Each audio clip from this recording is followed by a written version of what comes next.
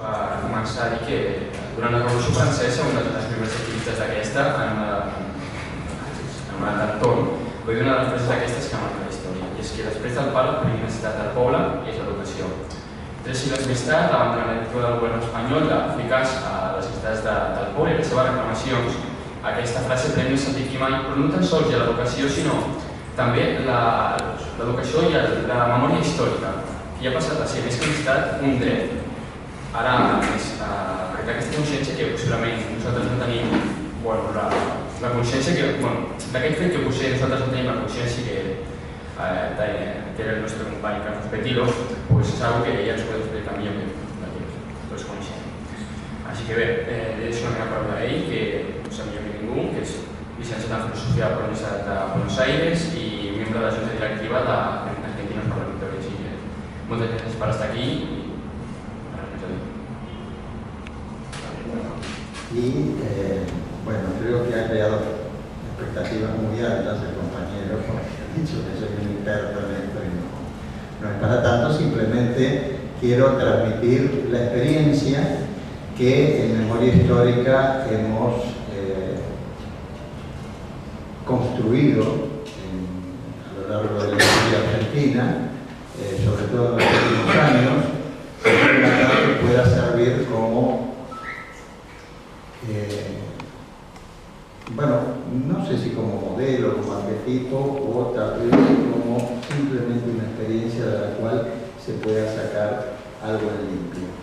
Tanto sobre lo que se debe hacer como sobre lo que no se debe hacer en este tipo de procesos.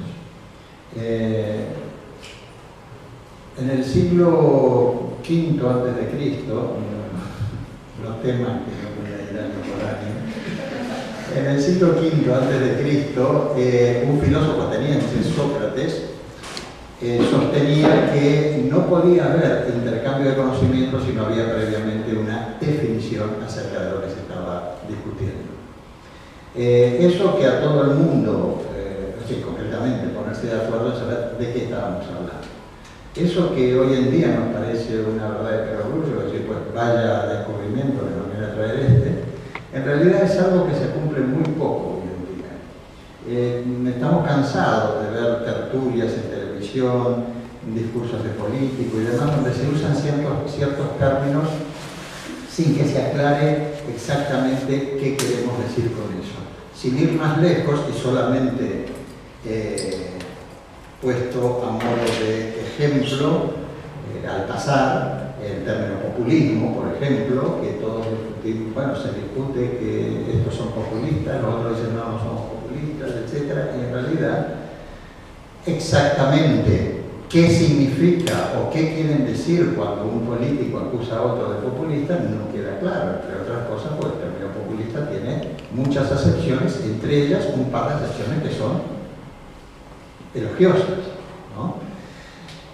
Por lo tanto, sigue siendo válida aquella exigencia de Sócrates de que debemos definir, aclarar los conceptos sobre los cuales vamos a hablar. Y hoy vamos a hablar de la memoria, por lo tanto, quería hablar primero de qué entendemos, o qué entiendo yo, al menos, como memoria. No es un invento mío, pero no todo el mundo la caracteriza como la vamos a caracterizar aquí. Y por eso quería aclarar primero qué entiendo por memoria para después poder entendernos. El 24 de marzo del 76 hubo un golpe militar en Argentina que dio inicio a una de las dictaduras más sangrientas que tuvo la historia argentina. Hace unos 7 años atrás, más o menos, o 6, se estatuyó el día 24 de marzo como el Día de la Memoria en Argentina. Es decir, se le dio un carácter institucional a la memoria como instrumento de lucha política. En la conmemoración del año 2013, es decir, hizo un par de años, bueno, todos los años en el Día de la Memoria la presidenta Cristina Fernández da un discurso, y en el año 2013 dijo algo que a mí me quedó grabado, me resultó muy importante, reflexioné reflexioné bastante sobre eso y eso es lo que da título a esta charla. Habló del deber de recordar. El deber de recordar lo podemos tomar en dos sentidos. Lo podemos tomar en el sentido del individuo, el compromiso del individuo con su propia historia, o lo podemos tomar en un sentido más político como la obligación de un pueblo de constituir su historia y sus aspiraciones a partir de la memoria colectiva. La memoria individual, no vamos a hablar aquí de la memoria individual, pero sí necesito hacer la diferencia entre la memoria individual y la colectiva. La memoria individual está referida, como dice aquí, a la experiencia personal y por lo tanto intransferible. Cada cual tiene su propia memoria, cada cual recuerda aquellos eventos o aquellas experiencias que le son por alguna razón importantes y olvida las otras. Es un receptáculo de nuestras experiencias a partir de la cual nosotros construimos nuestra identidad. ¿Qué es lo que permanece desde que somos chiquitos, desde que nacimos hasta ahora? Hemos cambiado absolutamente todo, hasta las neuronas hemos perdido, algunos más que otros, por ejemplo. Pero hay algo que permanece, que nos hace reconocer en esa foto de un niño de 3 años que este soy yo. Y eso que nos hace reconocer es lo que a veces llaman identidad, pero que es un concepto que a mí no me gusta, porque es un concepto estático. La identidad es aquello que no cambia, que permanece siempre igual a sí mismo. La memoria no es así, la memoria cambia continuamente, nos olvidamos de cosas, recuperamos aquello que nos parece más importante, aunque no lo sea. A veces alguien nos dice, ¿cómo te puedes acordar de esa tontería y no te acuerdas de otra cosa? La memoria es así de arbitraria. No es así con la memoria colectiva. La memoria colectiva también es el receptáculo, el reservorio de las experiencias de un pueblo. Pero la memoria colectiva también abarca o incorpora en sí los proyectos, las ambiciones, los miedos, los deseos de un pueblo que le permiten construir su futuro y el proyecto del futuro. Nos podemos preguntar, ¿qué fue primero? ¿Qué es primero? ¿La memoria individual o la colectiva? Bueno, hay argumentos para las dos cosas. Nosotros nos vamos a centrar en la tesis que dice que la memoria colectiva es previa a la memoria individual. Es decir, sin memoria colectiva no hay memoria individual. Porque nosotros recordamos aquello que el entorno nos da y sobre lo que el entorno nos da constituimos, no de forma consciente desde luego, constituimos nuestra memoria personal. Recordamos aquello que viene a través de la tradición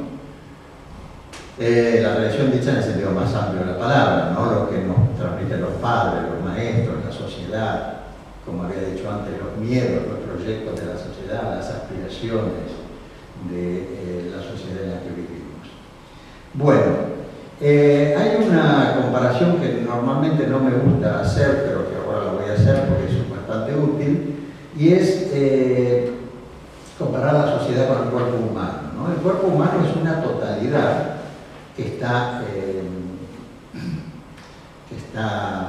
se complementa entre sí, las distintas partes del cuerpo, y que están sintetizadas, podríamos decir, por el cerebro, ¿no? El cerebro y el sistema nervioso, que vendría a ser lo que sintetiza las experiencias de la vida nuestra. En la sociedad, en principio yo pensé, estoy hablando ahora de reflexión personal acerca de la memoria, pensé que esa función de centrar a las experiencias de una sociedad la daba el Estado, ¿no? El Estado era el garante o el encargado de sintetizar las experiencias, los anhelos, los proyectos, los miedos, los deseos, en fin, todo eso que habíamos dicho antes que era memoria colectiva, de sintetizarlos y darle una dirección. Después de esto me pregunté, bueno, ¿y qué pasa con los pueblos sin Estado? Por ejemplo, el pueblo judío, que no podemos decir que los judíos son solo los que viven en el Estado de Israel. El pueblo judío forma un Estado más allá de la frontera de Israel. Y un ejemplo más extremo todavía, el pueblo gitano, ¿no? Que ni siquiera tiene un país a donde nuclearse. Y el pueblo gitano tiene memoria histórica, vaya si la tiene, ¿no? A pesar de vivir en distintos países y hablar distintos idiomas, tiene una memoria que los unifica. Y entonces de ahí llegué a la conclusión de que en realidad la memoria histórica es lo que hace posible al Estado y no al revés. Es decir, puede haber memoria histórica más allá del Estado, de los Estados nacionales.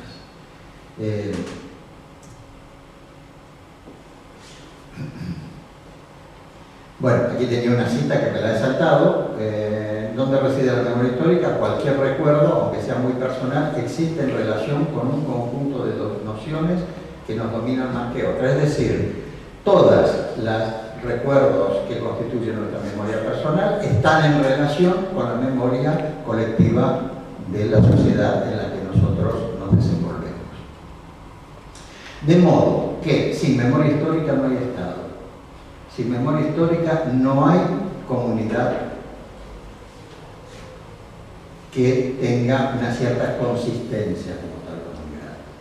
Esto es importante tenerlo en cuenta, porque normalmente la memoria histórica está bastante desprestigiada, hombre, por los grandes medios, digamos, por los poderes concentrados, incluso por algunos escritores, buenos escritores con buena fe, pero que meten la pata mucho diciendo que la memoria histórica es un negocio, como dijo hace poco Javier Cercas, y políticos ya con mala fe, no tan buena fe, que dicen que inútil que es mirar hacia atrás, que lo de atrás ya ha pasado y que no hace falta recordarlo porque es doloroso, porque es triste, porque lleva al enfrentamiento, etc.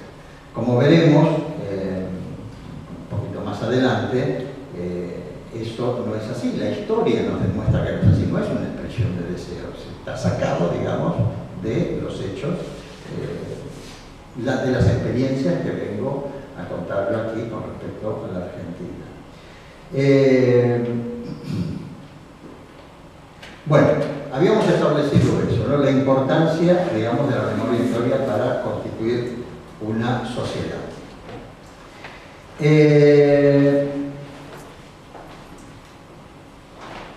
La memoria histórica la podemos ver como un mandamiento ético, es decir, cada uno de nosotros individualmente, con nuestros nombres y apellidos, tenemos la obligación moral de mantener, recuperar, actualizar aquellas experiencias que forman parte de los momentos más importantes de nuestro pueblo, de la sociedad donde vivimos.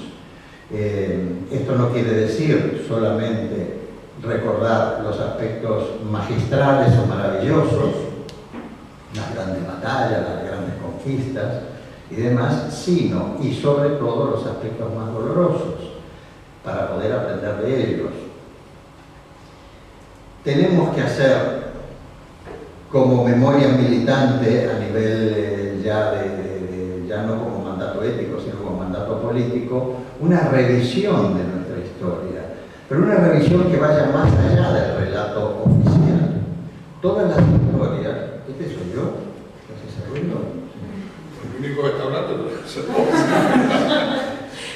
es todas las historias, todas las clases sociales que han llegado a un determinado poder, sean estas que han dominado al mundo o simplemente que han dominado sus países, han construido un relato que los favorece y que los legitima. Eso es, una constante histórica. Ese relato que lo favorece y lo legitima, evidentemente está lleno de falsedades y de... y si no de mentiras, por lo menos de tergiversaciones, en donde en ese relato la clase social dominante queda, digamos, como la figura salvadora.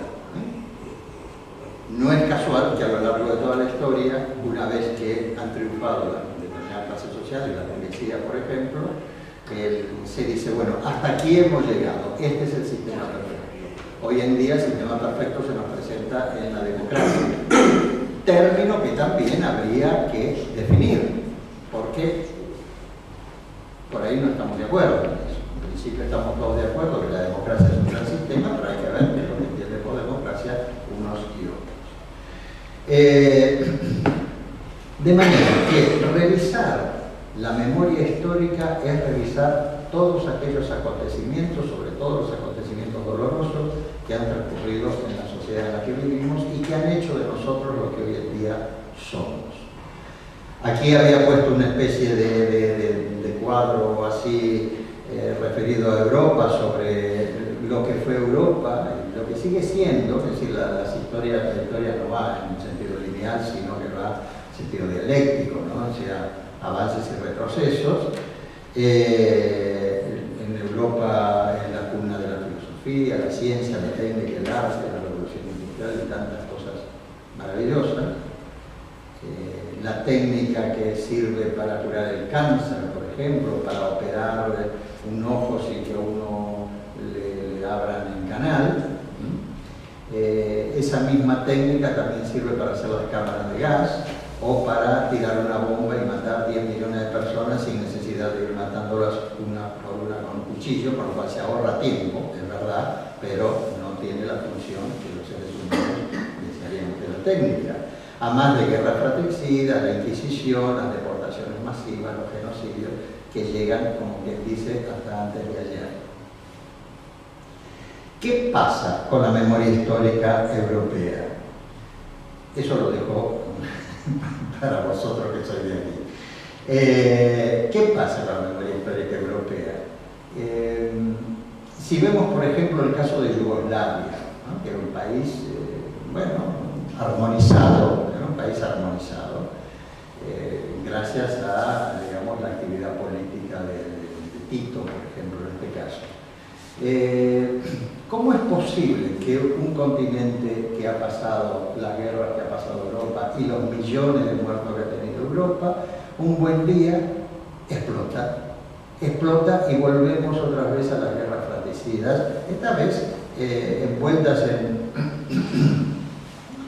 en razones religiosas, pero que no se las cree nadie, salvo aquellas personas de la base que creen que efectivamente van a ir al cielo si mueren en la guerra.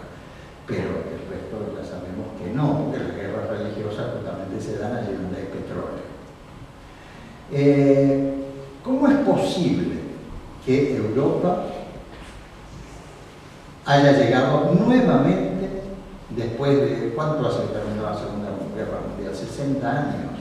Después de 60 años hayamos vuelto, o haya vuelto Europa a estos enfrentamientos que además la destruyen, por otra parte. Bueno, hay una teoría que prevalece en nuestra cultura, en el fondo de nuestra cultura, más allá de las creencias religiosas o no, que es la teoría del chivo expiatorio. Esto es algo viejo como la humanidad, pero se consolida ideológicamente con el cristianismo. El cristianismo es el que universaliza esta teoría del chivo expiatorio. Cuando el hombre es expulsado del paraíso, bueno, lleva a cabo, digamos, una vida errante, vive en el castigo, hasta que viene Jesús y con su muerte lo reivindica. Es decir, Jesús en este caso, estoy hablando en términos metafóricos, ¿no?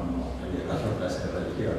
Jesús, en este caso, es el chivo expiatorio, es el que muere para que nosotros podamos nuevamente estar libres de culpa y podamos rehacer la vida correctamente. Ahora bien, como decía Platón, el hombre tiende más al placer que al sacrificio. De modo tal que nosotros volvemos a caer, llamémoslo así, en la culpa, ¿no? Y nuevamente necesitamos chivos expiatorios. Y toda la historia de la humanidad se ha basado en la consolidación de la teoría del chivo expiatorio. ¿Sí? Necesitamos matar a alguien para poder reivindicarnos de nuestras culpas. Pueden ser los judíos, pueden ser los negros, pueden ser los inmigrantes, pueden ser los homosexuales, alguien. Siempre se necesita una figura a la cual poder matar o discriminar, o encerrar o deportar para poder lavar nuestras culpas y recomenzar sobre una sociedad nueva. Al fin y al cabo, lo que querían los nazis era crear una sociedad nueva, empezar de cero. Matamos a todos estos y empezamos de cero. Esa teoría del chivo expiatorio lleva a confundir la justicia con la venganza.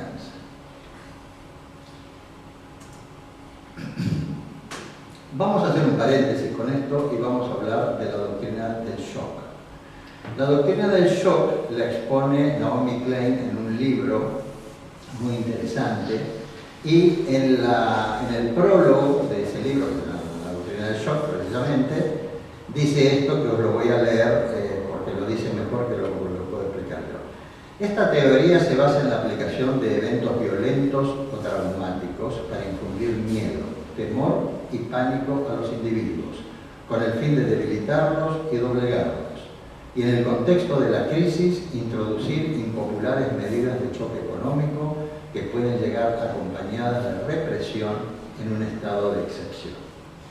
Esta teoría se basa en la aplicación de eventos violentos o traumáticos para infundir miedo, temor y pánico a que estoy leyendo lo mismo. Copy-paste. Perdón, copy-paste, exactamente. Por ejemplo, Pinochet, Videla, la lucha contra los mineros ingleses en la época de Margaret Thatcher. Todos esos procesos eran procesos, bueno, la lucha no, la represión contra la huelga minera de Margaret Thatcher. Todos esos procesos son procesos que tienen que ver con la doctrina del shock. Cuando la sociedad tiene miedo, firma cualquier cosa. Esa es la base de la doctrina del shock. Esa es la base de las distintas invasiones que, por ejemplo, Estados Unidos hizo a lo largo de toda la historia de Latinoamérica. Esa doctrina del shock también se vivió en Argentina, se vivió en toda Latinoamérica, ¿no? También se vivió en Argentina, donde se instauró aquella dictadura de la que habíamos empezado a hablar al comienzo. En esa dictadura desaparecieron 30.000 personas. No voy a entrar a dar detalles porque los detalles, además de ser terribles, hay suficiente información ya como para leer qué es lo que ha hecho la gente, pero basta decirles que no creo que haya aquí entre los presentes nadie con imaginación suficiente para poder pensar siquiera alguna de las atrocidades que hizo esta gente. Con esta dictadura militar, no obstante estar el pueblo aterrorizado, las madres que le han desaparecido los hijos de la noche a la mañana, una madre tiene un relativo control de los hijos, sabe que tiene una novia, sabe que van a la facultad, sabe que de vez en cuando hacen la ruta del bacalao o que están militando en una asociación política y nada más. Un buen día, uno de los hijos se va a comprar tabaco y no aparece más. Y otro de los hijos se va a salir de vacaciones con la novia y no aparece más. Y entonces de pronto se pregunta qué pasa con los hijos. llegan a la conclusión de que han sido detenidos, pero van a buscarlo a los organismos que detienen, sea la policía o sea el ejército, y no los encuentran. Y entonces van rodando de institución en institución preguntando por sus hijos a nivel individual. Pero claro, como todas van a los mismos lugares a preguntar, se van encontrando y conociendo y se van pasando las noticias que tienen entre ellas. Y entonces deciden formar una asociación para protestar. La consigna de ellas, en aquel momento una consigna ingenua, porque ni se podían imaginar lo que había pasado con los hijos. De hecho, hay grabaciones en las que dice que queremos saber si tienen frío, si tienen hambre, cuando justamente es, ojalá hubiera sido que tuvieran frío, que tuvieran hambre.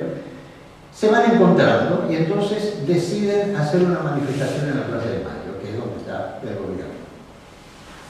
Pero hay estado de sitio y la policía no las deja estar de pie, y entonces las obligan a caminar. ¿Y qué hacen ellas?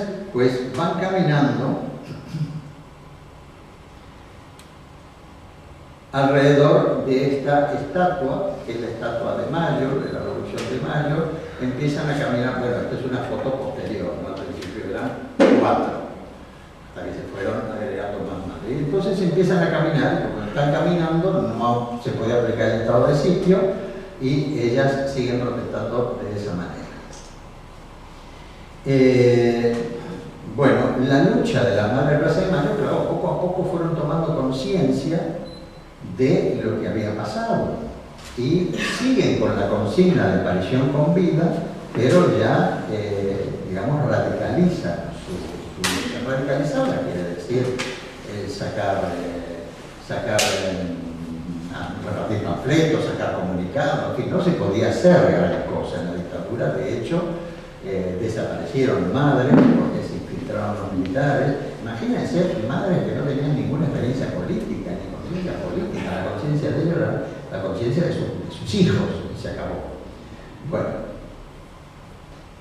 aquí tenemos, por ejemplo, ellas haciendo la vuelta esta en un día de lluvia. El cartel de las madres. Esta es una de las manifestaciones. Vuelvo a repetir, estas son fotos ya más actuales, porque al principio eran muy poquitas. Aquí la policía reprimiéndolas, porque claro, estas mujeres se fueron haciendo a sí mismas como luchadoras.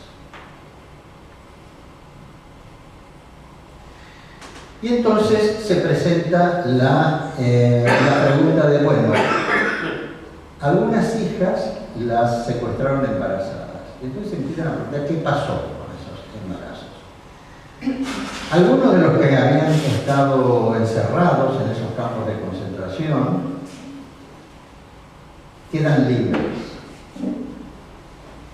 por X razones, porque hay distintos casos en los cuales los militares los sacaban a pasear para que ellos señalaran a dónde, bueno, quiénes eran los militares y demás. Otros porque los militares se enamoraban de las detenidas y finalmente pues las dejaban libres y se las llevaban afuera a vivir a otro país. En fin, por varias razones empezó a trascender que habían tenido familia, que habían parido en uno de los campos de concentración más importantes, que era la Escuela de Mecánica de la Armada. Y entonces las madres empezaron a luchar también por encontrar a sus nietos, y así se forma la asociación Abuelas de Plaza de Mayo. Esta, quiero que se fijen bien en esta, que es la actual presidenta de la Abuela de Plaza de Mayo, la que está jovencita, porque ahora les voy a contar una anécdota sobre ella.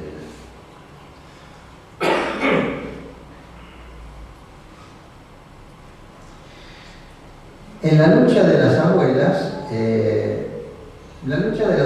fue una lucha muy larga, peligrosa, porque murieron muchas de ellas, y de una gran voluntad, una gran fuerza de voluntad. Durante el año 83, termina la dictadura, empieza un gobierno constitucional, que ganan las elecciones democráticamente y decide juzgar a la cúpula militar.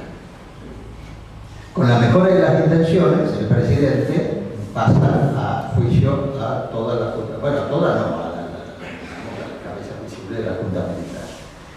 ¿Qué pasa? Es un gobierno que sale de una dictadura y hablamos de la doctrina del shock, la gente tenía miedo. Y un gobierno puede hacer muchas cosas con muy buena intención, pero si la gente no está en la calle apoyando eso, no tiene mucho futuro. Y eso fue lo que pasó con este gobierno. Es decir, tenía la buena intención de llevar adelante, pero pudo más la presión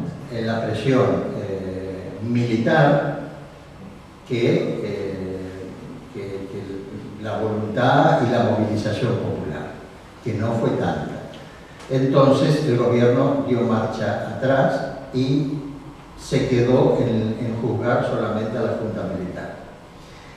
Después vino otro gobierno, que ese sí ya era un gobierno vendido, digamos, al capital extranjero, un gobierno neoliberal, un gobierno en el cual, para que os deis una idea, Rajoy sería de ultraizquierda al lado de este otro, que no solo dio una amnistía a los militares, digamos, que ya estaban encarcelados, sino que además los dejó libres y se llevó a cabo una ley de punto final en el cual dijeron, bueno, listo, no se juzga más, se acabó, ya está, no vamos a investigar más.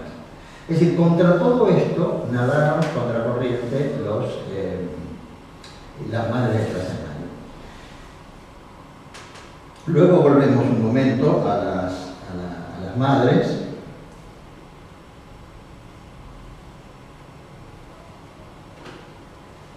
Y vamos a hablar de la otra asociación. Hubo muchas asociaciones de defensa de los derechos humanos. Ojo, estoy hablando de tres porque son las tres más importantes, tal vez más masivas, las que concitan más apoyo, pero hubo más. Está la asociación HIJOS.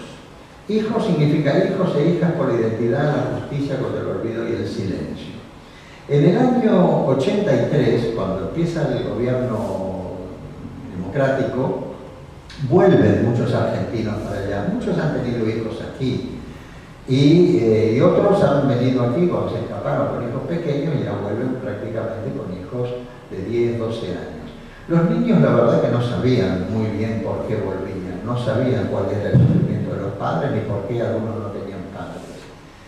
Así que se forman los talleres Cortázar. En estos talleres Cortázar colabora, entre otros, como lo veis aquí, lo conocéis, ¿no? Está aquí, Manuel Serrat.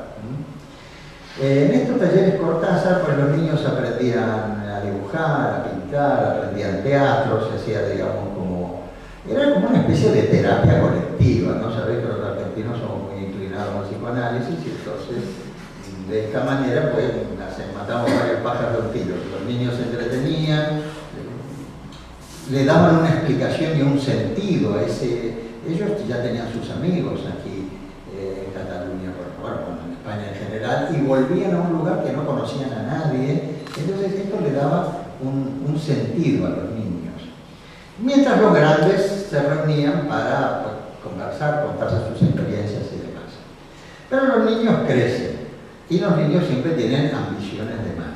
Así que un día se hartaron de la serenata de los grandes y decidieron hacer un congreso ellos solos y juntarse y ver qué podían hacer. Eran la gran mayoría hijos de desaparecidos, ¿no? Hijos que tenían la madre o el padre o ambos desaparecidos. ¿Qué podemos hacer? Y entonces lo primero que hicieron fueron unirse para llevar a cabo la publicitación de su estado, como chavales que habían perdido a sus padres. Bueno, estas son también manifestaciones actuales, son fotos actuales, ¿no? La primera, en el año 95, la primera, 95 o 96, si mal no recuerdo, uno de esos 2 años es, la primera actividad política que hacen los hijos de desaparecidos son los scratches. que ya eso lo conocéis vosotros, lo habéis oído nombrar. El término escrache viene de principios del siglo XX, fines del siglo XIX, principios del siglo XX, y era un término policial. Cuando la policía detenía a un delincuente, le sacaba una foto. Y entonces el ruido de la máquina, donde sacaban fotos, decía scratch la máquina, ¿no? Y entonces de allí viene el término escrache, es decir, quedar identificado. Fulanito está escrachado, eso quiere decir, ese ya no puede guardar su actividad personal, ya lo sabe todo, él está fichado por la policía.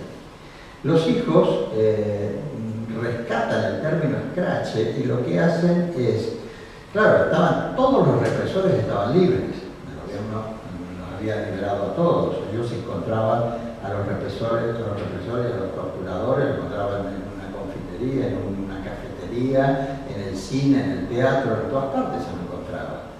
Y se los encontraban. Y entonces, ¿qué hacían? Cuando lo encontraban, pues empezaban a golpear las mesas, o a gritar, o a decir el fulanito de estar, ¿no? Eso al principio surgió espontáneamente, pero después se fue organizando. Los de la asociación Hijos, se especializaron en eso, pero en general fue una respuesta bastante colectiva, la de señalarlos y escracharlos, digamos, cuando se los encontraba, de forma tal de hacerle la vida imposible, ya que no se los podía meter presos, por lo menos se les hacía la vida imposible. Colgaban carteles de este tipo, ¿no? Señalaban las casas donde vivían los genocidas. Yo entiendo, los políticos españoles, por muy de derechas e impresentables que sean, no son los militares argentinos. Eso es una cosa que no se puede confundir esas cosas. Pero sí que de todas maneras se merecen los escraches. Y a mí me llamó mucho la atención cuando aquí se generó una gran discusión en televisión por los primeros escraches, porque lo ponían casi a nivel del terrorismo, cuando en realidad los escraches tampoco es una cosa, bueno, no es una agresión, o sí es una agresión, pero no es una agresión en el sentido estricto de la palabra, ¿no? Por eso yo recomendaría que se siguieran haciendo escraches, pero que quede entre nosotros. Colgaban carteles de este tipo, aquí viven los genocidas, ponían los lugares donde se estaban llevando a cabo los juicios contra los genocidas, ahora después vamos a hablar de los juicios esos, y por ejemplo ponían este tipo de carteles, si tenés 18 años o más podés asistir a los juicios trayendo DNI o cédula o pasaporte si sos extranjero, es decir, estos juicios estaban abiertos a todos. Todo esto forma parte de la organización que los hijos llevaron adelante.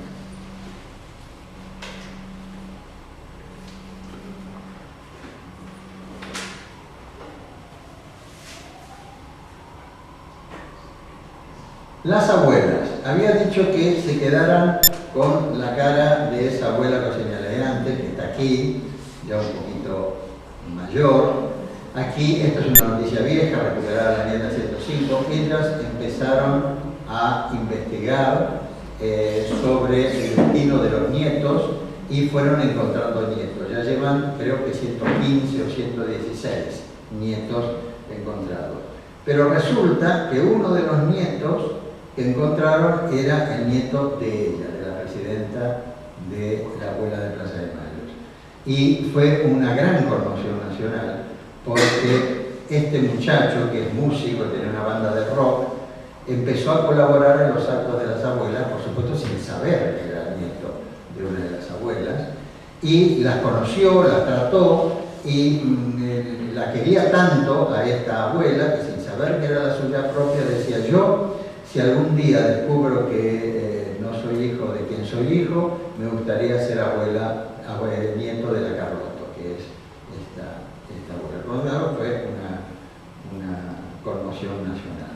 Bueno, aquí están con la presidenta. El gobierno nacional dio las facilidades para que estos juicios contra los militares, esta búsqueda de los nietos, esta recuperación de la memoria histórica pudiera ser llevado a cabo. fue el gobierno el que dio esas posibilidades. Pero atención, el mérito final no fue del gobierno, el mérito final fue de las asociaciones de derechos humanos que desde el año 76 venían luchando y arreglando la vida para eso. Con esto quiero decir que un gobierno tenga la buena voluntad de rescatar la memoria histórica no es suficiente.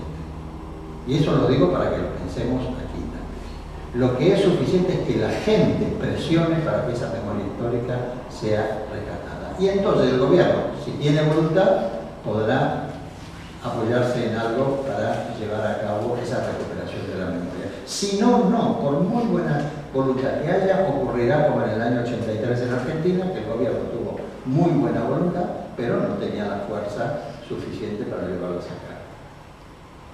Aquí tenemos a Maradona, aquí tenemos a, bueno, a este lo reconocerán, este es Romero, el de la selección argentina, y este es Mascherano.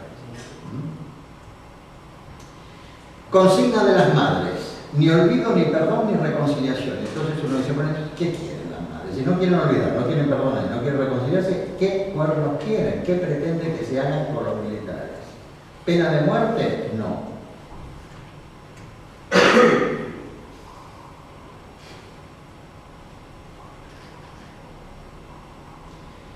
Juicio y castigo. Eso es lo que reivindican las madres, las madres, los hijos y demás. Y esto quiero, sobre todo, si he dicho algo de alguna importancia, no lo sé, pero lo que sí tiene suma importancia para aprender de la historia es que ninguna asociación de derechos humanos argentinos pidió la pena de muerte jamás. Y fíjense que las madres han sufrido, podrían tener todo el resentimiento con así que este tipo lo posible. No. Juicio y castigo han sido las consignas de este proceso.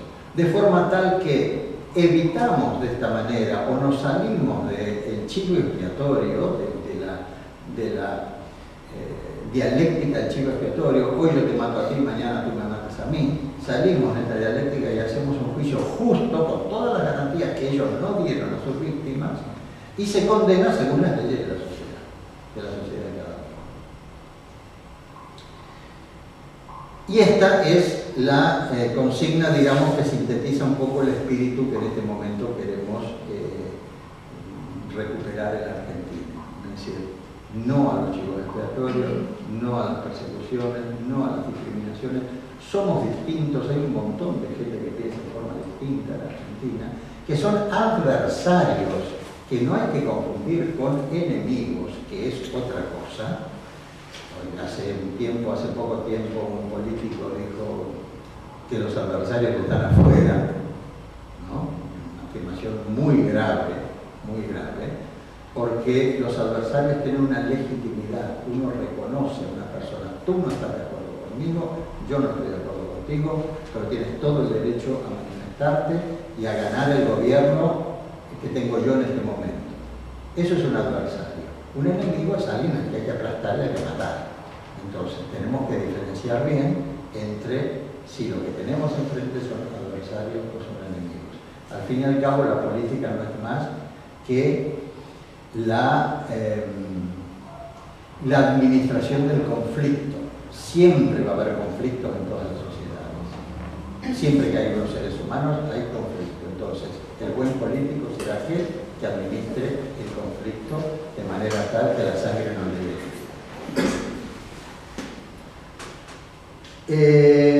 Si me permitís, nada más, son 30 segundos, quiero leerles bueno, no es un poema, es la letra de un tema que canta Daniel Biglietti, un cantautor uruguayo, que es, bueno, es una canción, pero no se preocupe que yo no voy a cantar.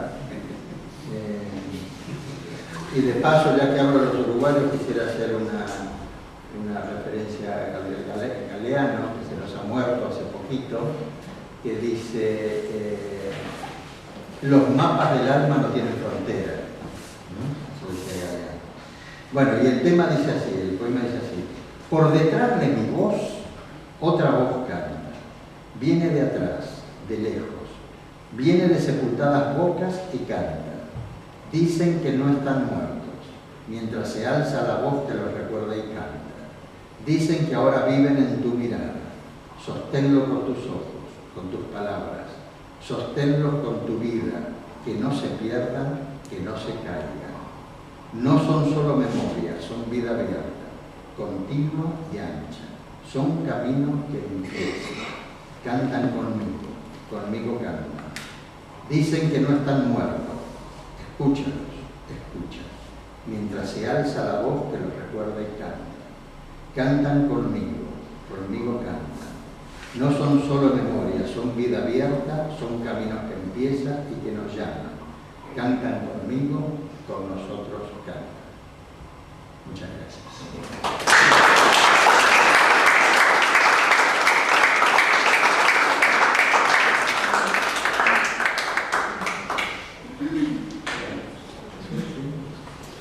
Bueno, pues muchas gracias por... No hace falta. Yo creo que la memoria es una... Lo has definido muy bien, ¿no? Y la memoria colectiva, aquello que nos une a todos como sociedad y como colectivo, es una especie de cemento muy invariable. No sé, me imagino que estas cosas que ya hace 40 años que pasaron, dentro de 40 años se van a ver de una perspectiva. Sin duda, el hecho de que haya habido una resistencia civil, una resistencia pacífica capaz, ¿no?, de cambiar las cosas y situarlas en la justa medida de lo horrible que fue su represión, y dando una alternativa que no sea la violencia desmadrada y asesina, mejorará el futuro de la gente que tenga la oportunidad de tener ese pasado. ¿Me explico? Es decir, el pasado se construye también en el presente.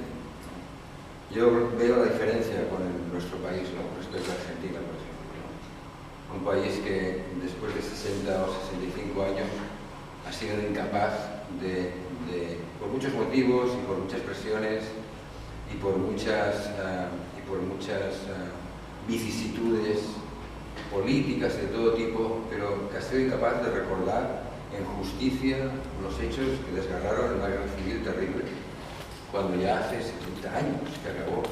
Hay decenas de miles de cadáveres enterrados en caminos y lo único que se hace es reprimir todo aquello que pueda volver a esa memoria, a repasar esa memoria, a reconducir esa memoria, a resituar esa memoria. Ese olvido, esa ocultación hecha a base de presiones, primero de 40 años de dictadura en que se era obligado, y después de 40 años de desidia democrática, en que han sido incapaz de poner las cosas encima de la mesa, llamarles por su nombre, tiene consecuencias. Tiene consecuencias. Es decir, el deterioro democrático que, por ejemplo, estamos viviendo en este momento, con gentes capaces de hacer leyes que nos retrotraen en todos los sentidos atrás. Eso es una de las causas, es una de las consecuencias, mejor dicho, de ese derecho de haber abandonado una parte de nuestra historia. Una parte de nuestra historia totalmente olvidada.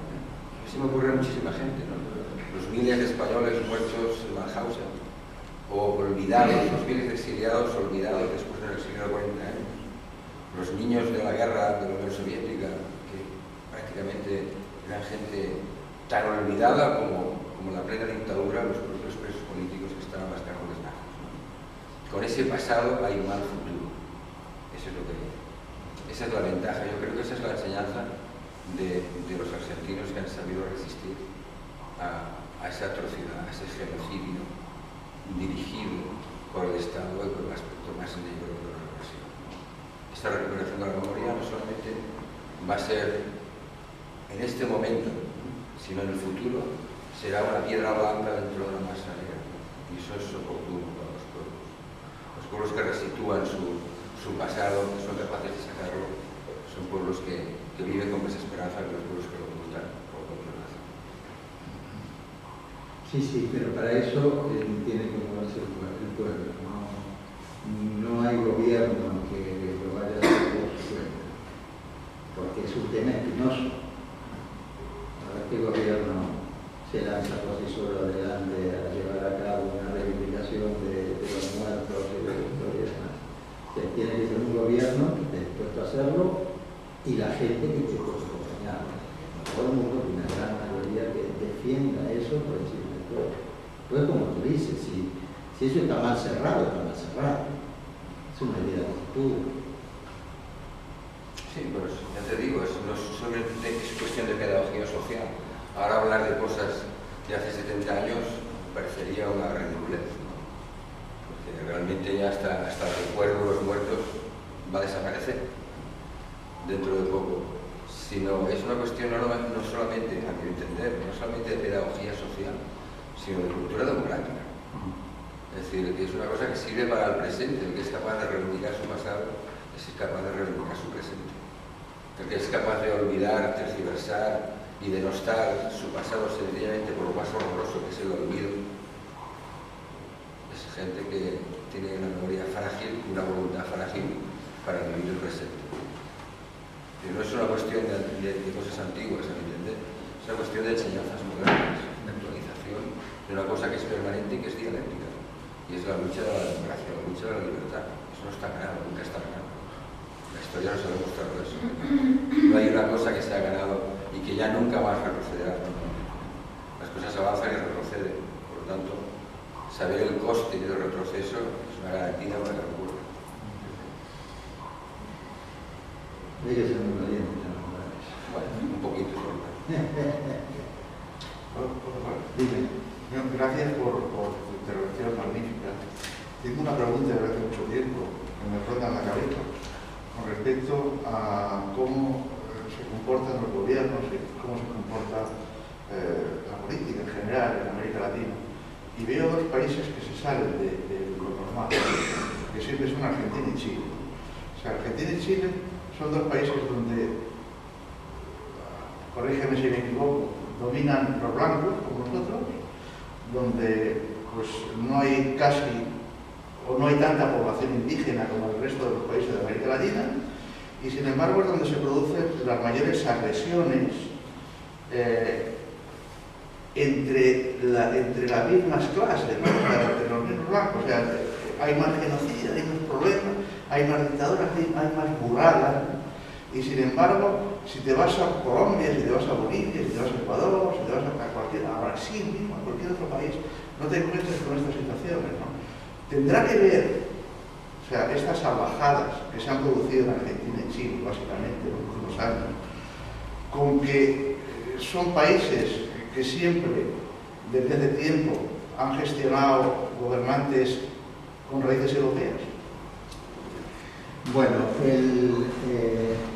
Argentina tenía, el genocidio de los pueblos autóctonos en Argentina se produjo a mediados del siglo XIX, con lo que se llamó la campaña del desierto, un desierto que estaba poblado, desierto porque eran indios los que estaban allí, no eran blancos, estaba el desierto de blancos.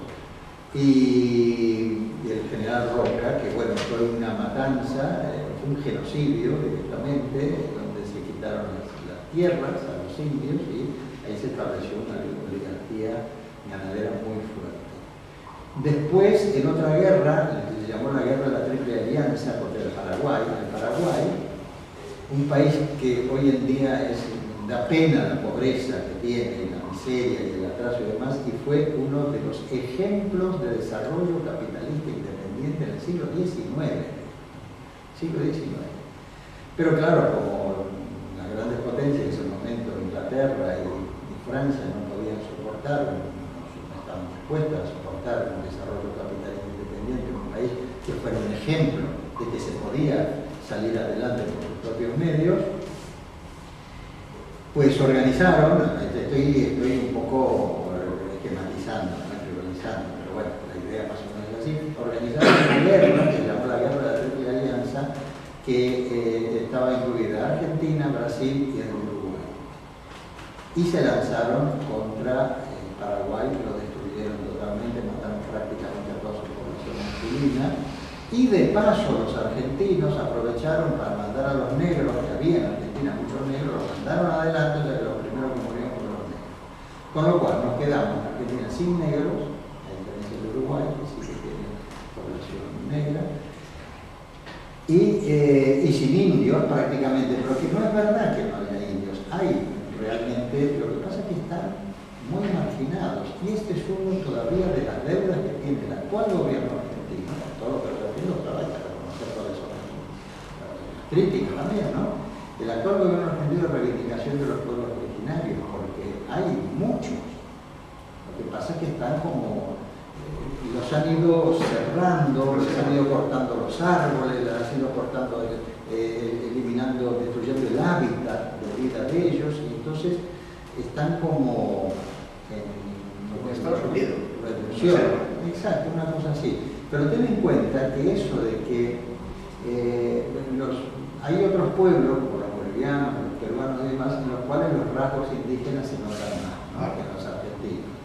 Pero es un dato que muchos argentinos no conocen, que el 63% de los argentinos tienen alguna raíz, alguna mezcla. Usted está negado, de alguna manera, o sea, no. Sí, claro. ¿Cuál es el ejemplo de argentino que uno ve? Bueno, el ejemplo tipo europeo, ¿no? No me pongo yo de ejemplo porque yo tengo una bisabuela de india, o sea que tampoco puse un ejemplo de europeo. Pero el ejemplo europeo, blanco, más o menos culto, bien vestido, con buenos modales, eso es el ejemplo de argentino. Pero en realidad ese ejemplo argentino es un argentino de Buenos Aires. Sí. Pues Argentina tiene 5 veces la extensión de España, por lo tanto hay pueblos con otras características, étnicas diferentes, con otras culturas, con otras lenguas incluso, otra comida, otro folclore, y eso no aparece nunca en televisión. Entonces, la idea que se tiene en Europa son del argentino europeo, pero que en realidad son la minoría. Pero eso puede llegar a relacionarse con los acontecimientos políticos. Sí, por supuesto, estoy seguro. Es decir, hay un gran desprecio de la clase dominante europea, euroargentina, llamémoslo, por el resto de la población. Hay un gran desprecio. A tal punto que la clase media argentina tiene una característica que no sé si es propia de todas las clases medias, pero la clase media argentina, cuando puede, gracias a políticas sociales favorables, puede, digamos, subir un poco su estatus de vida, tener una vivienda propia, un cochecito y ese tipo de cosas, intenta inmediatamente, lo primero que hace es diferenciarse de las clases populares y tratar de sentirse parte de las clases altas. Pero lo que pasa es que las clases altas, vaya, son una especie de colchón de tercera clase, las clases altas nunca los admiten en su seno, pero ellos tienen la idea de que van progresando. Y entonces por eso creo yo que es tan violento el odio que tienen hacia el que está abajo, que se llama ya el cabecita negra, que no es que sea negro, sino que tiene el pelo muy negro y así medio como pechudo, y entonces la clase media que más o menos mejoran un poquito en su estado de vida, pues lo primero que hacen es despreciar la original. Por eso de alguna forma quería hacer una segunda pregunta, es el tema de la relación entre clases, ¿no? Y dicen, bueno, hay dos formas de luchar entre clases, la lucha de clases clásicas desde arriba contra los de abajo, y luego hay el tema de la lucha de clases entre iguales, ¿no? Que es lo que de alguna forma son los nacionalismos y todas estas cosas.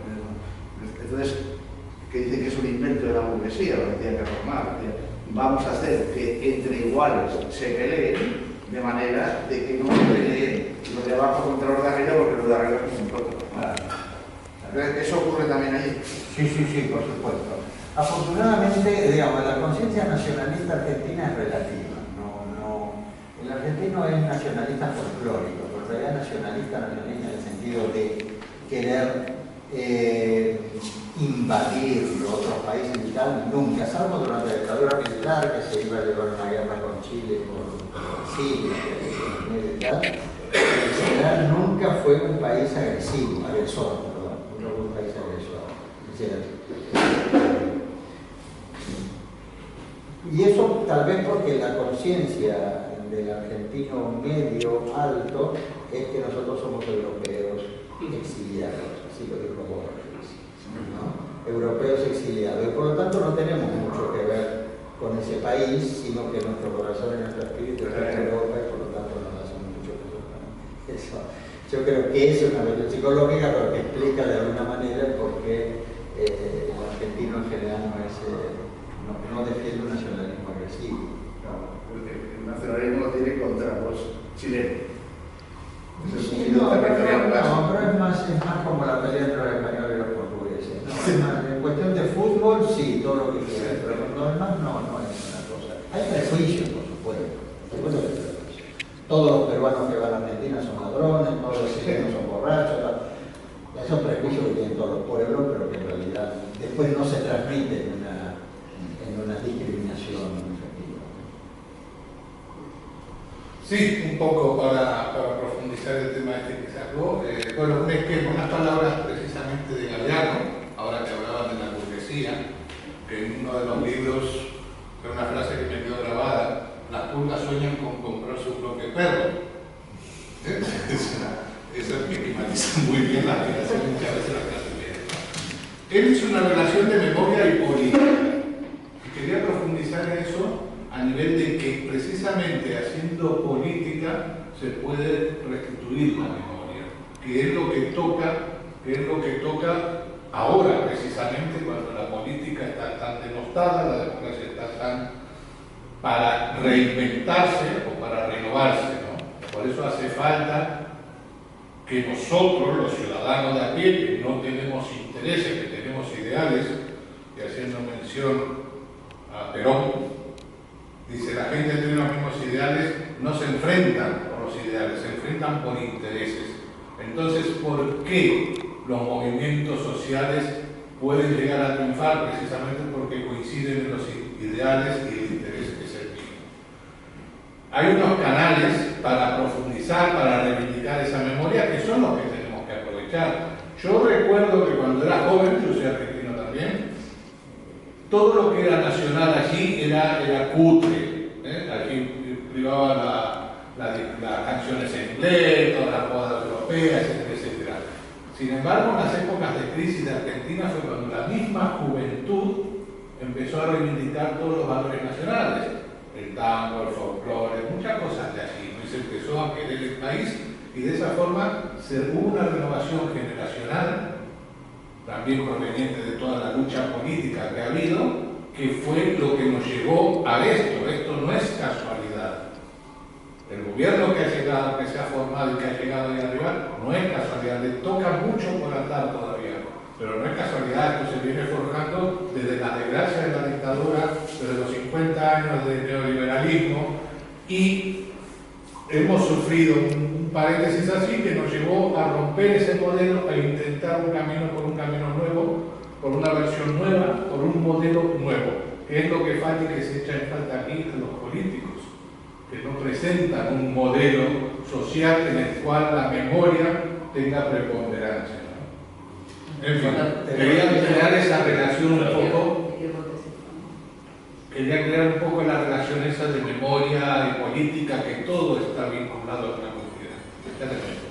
Le quería comentar al compañero que desde la óptica de lo que Carlos comenta y de lo que también se ha contado de la situación que actualmente vivimos en España, no sería los políticos los que tienen que dar esa opción, sino la sociedad civil, que es quien realmente donde hay, desde mi punto de vista, una capacidad de maniobra mayor. Si nosotros, yo también soy argentina, ¿no? Por si no se había dado cuenta, si en Argentina, que también es mi país, se ha podido hacer esta recuperación de valores democráticos y se ha podido trascender todos los episodios de violencia, de exilio y de enormes fracturas familiares, inclusive en esto, fue por la sociedad civil. Es verdad que actualmente hay un gobierno, y ha habido otros también, de otro signo, pero con algunas buenas voluntades, de facilitar esto. Pero en realidad, desde mi punto de vista, no podemos esperar a que haya un gobierno que nos lo facilite. Es la sociedad civil la que tiene que, como dicen ahora, y la verdad es que yo no sé si lo empleo bien la palabra, eso de empoderarse, bueno,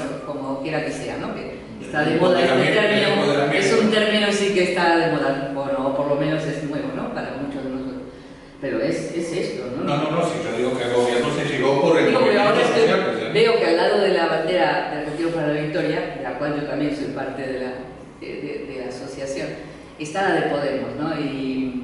Y quizá podamos, ¿no?, en algún sentido, pues, mezclar o hacer alguna referencia a esto que actualmente se está gestando aquí, que es la sensación de que hay una voz, hay voces en la sociedad civil que empiezan a moverse. Sí, correcto. Y esto es interesantísimo. Que haya después un proyecto político que se pueda identificar, pues tendría que ser la consecuencia y no al revés, ¿no? Como decía Carlos. Pero bueno, yo no me quería ir de aquí sin decir algo. Pero para mí el punto más importante de Podemos es la reivindicación de la política. Eso es lo más importante. No sé si todavía lo han desarrollado profundamente como debe. Entonces, la reivindicación de la política. El otro día escuché a un economista, un economista, y que le dijeron, bueno, le vamos a hacer preguntas a la economía y tal, dice, pregunta de política no. Yo no hablo de política, yo hablo solo de economía. ¿Y eso qué es? ¿Cómo se puede hablar sobre economía y no hablar de política? Entonces, para mí, por primera vez, la gran revolución de Podemos, independientemente después de las ideas y los proyectos, pues está mejor, porque está peor, puede ser criticarlo o no, la gran revolución es poner el acento en la política. La política, es decir, o la economía, o sea, las grandes multinacionales hacen la política, o lo hacemos el pueblo y adaptamos la economía y todo lo demás a las necesidades del pueblo. Entonces, esa es la novedad. Y es algo que parece mentira porque se había perdido. No hay ningún partido político que sí dice que va a aumentar esto, aumentar los salarios, hacer esto, hacer lo otro, pero el proyecto político es todo igual, es el mismo. Uno por más libertades democráticas, el PSOE reconoce más libertades democráticas en la sociedad que el PP o que lo que sea, sí, claro que hay diferencias, pero son diferencias que en definitiva después a último momento se pueden dejar de lado. O sea, uno puede reformar el artículo 135 de la Constitución y darle tan tranquilo, porque la política no importa, lo que importa es el hacer del día a día, ¿no? Y en ese sentido tienen a mí toda la admiración, ¿no? Mira, reivindico un lema de mayo del 68, que decía, la imaginación al poder. Es que la imaginación es política. Exactamente, sí. Es que si no hay imaginación no hay política, no hay nada. Hay política conservadora, es otra cosa, no tiene nada que ver. La imaginación es política. Yo quisiera incorporar una matización, porque es un tema que yo hace 38 años que vivo aquí, soy argentino, y es un tema que no veo que se domine entre mis amigos catalanes para comprender Latinoamérica, y que aquí ha aparecido solo muy tangencialmente, y que no se puede entender la sociedad latinoamericana en función de sus conflictos, exclusivamente con conflictos de clase, ni siquiera conflictos raciales, como acaba de parecer aquí. Lo que no está apareciendo en la conversación última es la auténtica contradicción que parte en dos la sociedad latinoamericana. Y es que naturalmente, por esa contradicción de país dependiente, capitalismo dependiente, se generan naturalmente dos bloques sociales enfrentados, que son policlasistas ambos. Hay gente de derecha, de clase media, y gente de izquierda, de clase media. Entendiéndose por derecha y por izquierda, los que están a favor de la expoliación y el neoliberalismo, y los que están a favor del país y de su desarrollo independiente. Entonces creo que si no se entiende que esto es lo que polariza nuestros países, Venezuela, Colombia, Perú, Bolivia, hay que decir, Cuba, Argentina, esa es la bipartición de nuestra sociedad. Tú vas viajando de país en país y te encuentras con los dos bloques, y esos bloques no son bloques políticos, se politizan, pero son bloques socioeconómicos, nacidos en la historia, y es por eso que son formaciones sociales independientemente del Estado, ¿no? Y es por eso que son eternas, es por eso que perduran a través de los gobiernos políticos, que tenemos que hablar de movimientos, y esto es una palabra que claro, en España se entiende mal, porque al decir movimiento te metes en un lío, pero lo importante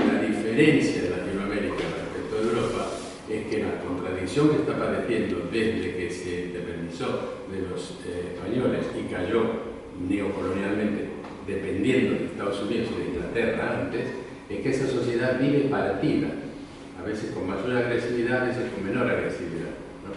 Argentina se partió, por decir así, en el año 45 y surgió el movimiento peronista, que es un movimiento policlasista, hoy menos porque la burguesía abandonó, ¿no?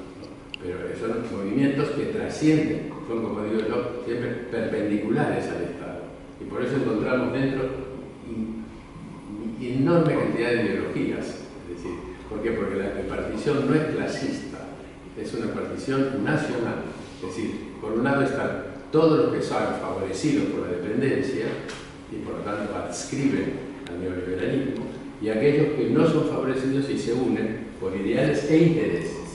Sí, los sectores nacionales y el movimiento, digamos, yo siempre digo que a todos estos países les toca un movimiento nacional, de liberación nacional. ¿Sabe cuál es? Le tocó uno que se llama peronismo.